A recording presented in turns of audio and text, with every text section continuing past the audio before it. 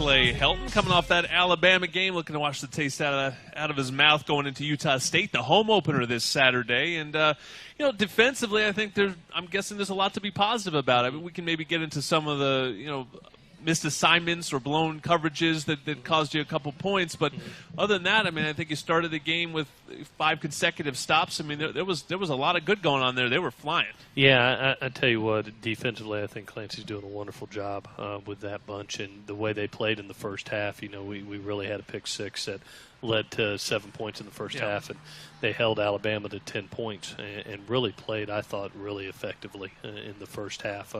The second half got a little bit away from us with a couple coverage busts and an improper run fit that led to some explosion plays that we've got to clean up. But from a physicality standpoint, I thought they held their own. I really did. I thought they coverage from sideline to sideline and the pursuit to the ball was excellent, and it showed an Adoree Jackson and a Biggie Marshall went against one that I think one of the better receivers in the country in Ridley, and I thought did a really nice job of being able to take him away. Well, that was one of the things we thought, all the experts, I consider myself an expert on this one, it said, hey, how is SC going to stop the run this year? Mm-hmm. Well, they answered that question probably against one of the top, if not the top run offense in the country. Mm-hmm. What was it about that run defense game plan that helped them, minimize at least that part of the game from Alabama? Yeah, I thought we played extremely fast. Clancy didn't go in with many calls, but the kids knew what they were doing, and the kids, he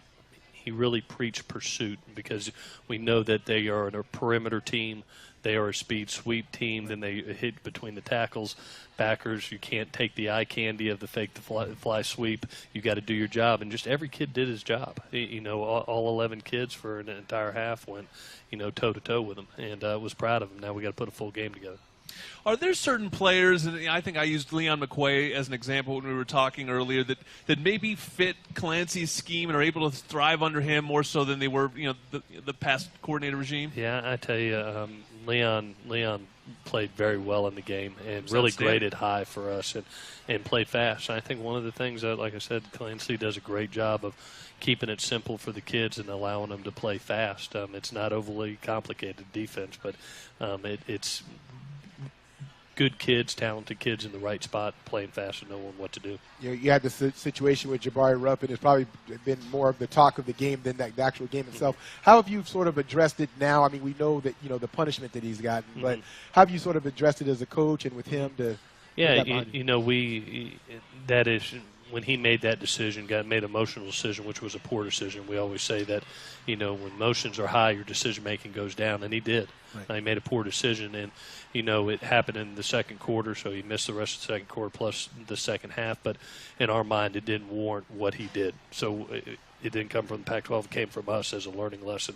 I wanted a learning lesson not only for Jabari, but I also wanted it for our football team and our young kids to be able to realize that if you make that kind of decision, there are consequences behind it. So, we decided that it deserved a full game, and he had missed a half. We went another half into the next game to make it a full game.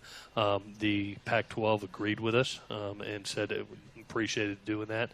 Jabari wrote a letter to Alabama's AD and the player that was taken advantage of there, and got a response back from their AD, which was awful nice of him, and also apologized to our team, stood up in front of our team, and I commend him. He said, guys, I made a bad decision there, and it's something that as a young kid you don't look at what I did. It's not what we stand for as Trojans. And handled it and took it like a man, but he made a poor decision and something that we don't condone here, and it's because of that it warranted more of another half game to make it a full game. So you'll play without Jabari for a half on Saturday. Otherwise, health-wise, how'd you come through the first game?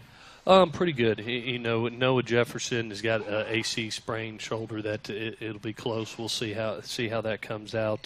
Taylor McNamara's got a little bit of an ankle injury that we'll see. It'll be close. Khalil Rogers has got a hamstring, maybe a little bit more significant. We'll see how that goes. And but primarily there were no major injuries, no season ending, just some bumps and bruises that we need to get healed up and get ready for this next game.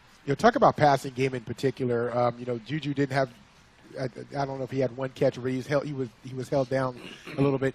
In watching the tape, was it the fact that Alabama did a great job defending him, or the game plan didn't sort of sway his way, or did we miss some throws to him? What would have made him more effective in that game? No, I think a little bit that they did a nice job of playing some too high coverages and rolling a safety over top of them and putting him in it. We called some shots to it, and he was double covered, and the quarterback had to go to some other areas. And usually what the number one thing, and I know I always go back to it, but when you're running the ball effectively, what has to happen? Yeah. Teams have to load the box, and that's where you get that one-on-one coverage.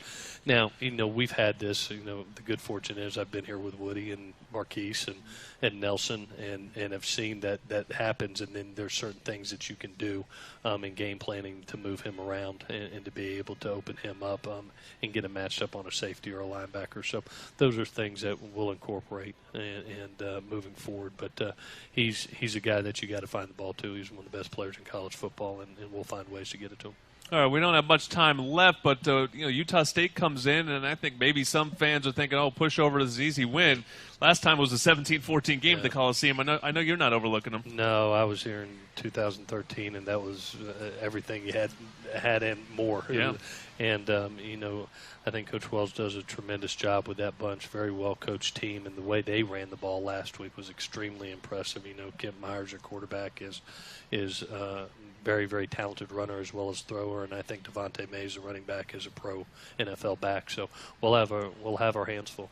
All right, Coach. Well, hopefully when we see you this time next week, have a first win of the season to talk about. Looking forward to it. Thank you, as always, for joining us.